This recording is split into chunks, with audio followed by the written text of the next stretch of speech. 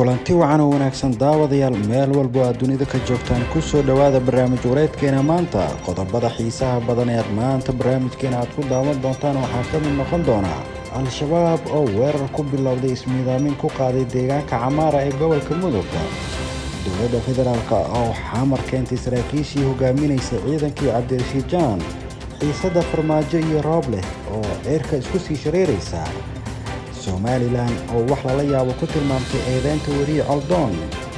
qodobadaas iyo qodobo kale oo xiiso badan ayaad maanta barnaamijkeena aad ku daawan doontaan daawadayaal. waa maalinimo talaadaha taariikhdu ay ku beegan tahay 24 Agoosto sanada 2021. iminkase ku soo dhawaada qodobadii aan idin sheegnay oo faahfaahsan. warar kala duwan ayaa ka soo baxaya khasaaraha ka dhashay weerar ku bilowday qarax ismiidaamin ah oo saaka aroortii hore dagaalyahanada al-shabaab ay ku qaadeen deegaanka Camaara ee gobolka Koonfurta Mudug.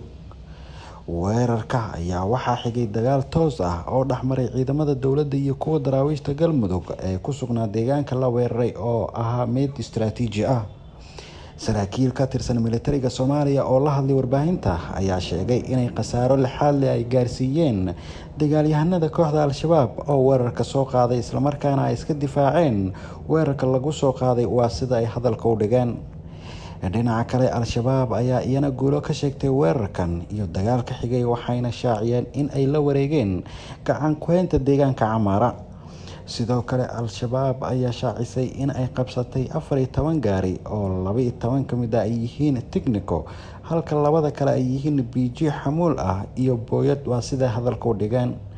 xaaladda ayaa aad weli u kacsan waxaana dhaqdhaqaaqyo iska soo horjeeda laga dareemayaa koonfurta gobolka Mudug ee bartamaha Soomaaliya. dadka deegaanka ayaa sidoo kale waxaa soo wajahay cabsi xoogan maadaama lagu kor dagaalamayo markastana ay suurtagal tahay in dib ay u soo rogaal celiyaan labada dhinac.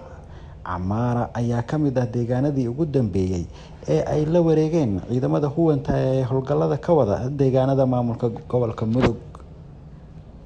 ilawareedyo lagu kalsoon yahay ayaa sheegaya in dowladda Soomaaliya ay magaalada Muqdisho keentay saraakiil hogaaminaysa ciidankii Cabdirashiid Cabdinuur Janaan. saraakiisha Muqdisho la keenay ayaa waxaa ka mid ah Rashiid Bool, Cali Xasan Deer iyo saraakiil kale waxaana tiradooda lagu sheegay 16 sarkaal oo muhiim u ahaa howlgalka Cabdirashiid Janaan.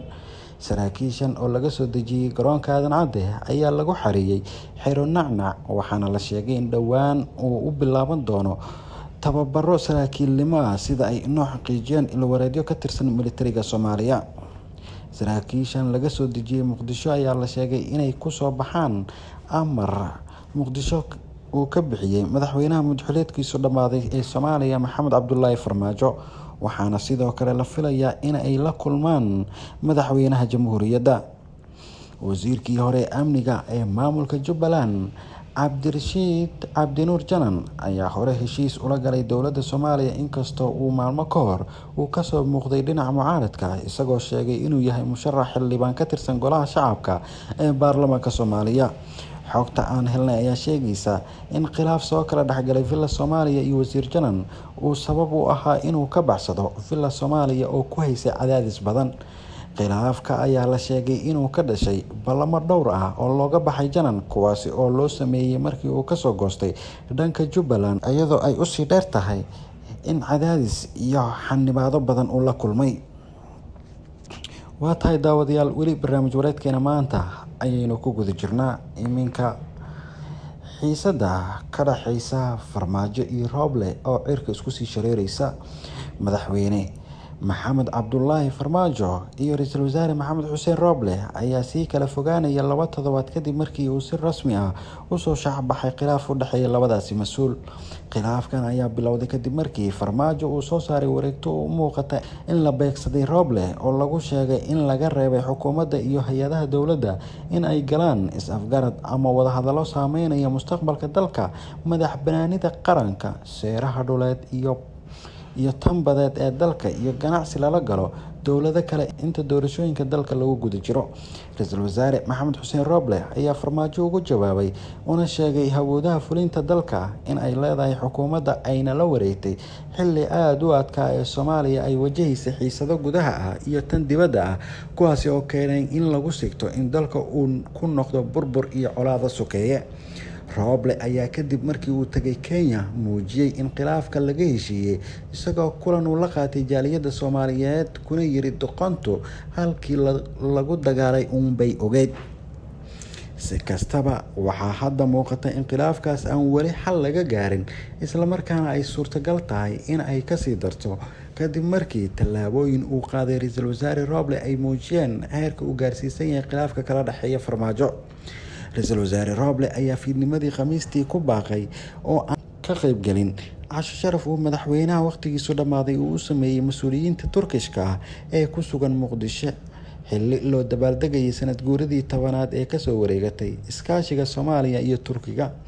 Roble oo safar ku aaday dalka Masar kana soo noqday subaxnimadii Khamiistii ayaa sida aan xogta ku helnay iska diiday inuu ka qayb galo xafladda sabab loo maleynayo in xiriir ay la leedahay khilaafka soo kala dhexgalay labadaasi mas-uul. Sidoo kale Ra-iisul Wasaare Roble ayaa ogolaaday habraac doorasho oo gadaal ay ka riixayaan madax goboleedyada oo laga soo saaray shirkii Muqdisho. Habraacan oo la xiriira doorashada xildhibaanada golaha shacabka ayay madax goboleedyada isku muujiyeen awoodda maamulka doorashada kalena wareegeen guddiga doorashooyinka ee heer federaal. Ra-iisul Wasaare Roble ayaa lagu waramayaa in dagaalku farmaajo kula jiro dartiis uu ogolaaday habraacyadan si loo beegsado awoodaha fulinta ee guddiga doorashada heer federaal. Roble ayaa mar hore awood tiray guddiga doorashada markii uu sameeyay guddi kale oo xafiiskiisa ka dhisan oo qaabilsan raadinta dhaqaalaha doorashada, taas oo ahayd shaqadii guddiga doorashada ee heer federaal. Madax goboleedyada qaarkood ayaa ku dooday in guddiga heer federaal badankiis ay yihiin kuwa ku xiran madaxweyne farmaajo, sidaa darteedna ay tahay sababta ay u doonayaan in maamul goboleedyada la siiyo awood dheeri ah si looga hortago in villa Soomaaliya ay musuqmaasuqdo doorashada golaha shacabka. Sidaas darteed, si uu farmaajo u beegsado ayuu Roble u ogolaaday habraacyadan, taas oo dhabarjab ku noqon doonta qorshaha doorasho ee farmaajo. Dhacdooyinkan ayaa muujinaya in xiriirka sii xumaanaya ee farmaajo iyo Roble, xitaa iyadoo dalku isku diyaarinayo qabashada codbixinta baarlamaanka, waxayna tani saameyn ay ku yeelan kartaa rajada dib u doorashada madaxweyne farmaajo. Waa tahay daawadayaal, intaas ayaynu kusoo afmeeraynaa barnaamij wareedkeena maanta oo aad ku daawateen qodobo aad u badan oo xiiso leh. Tan iyo inta aynu barnaamijka lamid aynu ku kulmi doono, waxaynu idinkaga tegaynaa sidaas iyo nabadgelyo.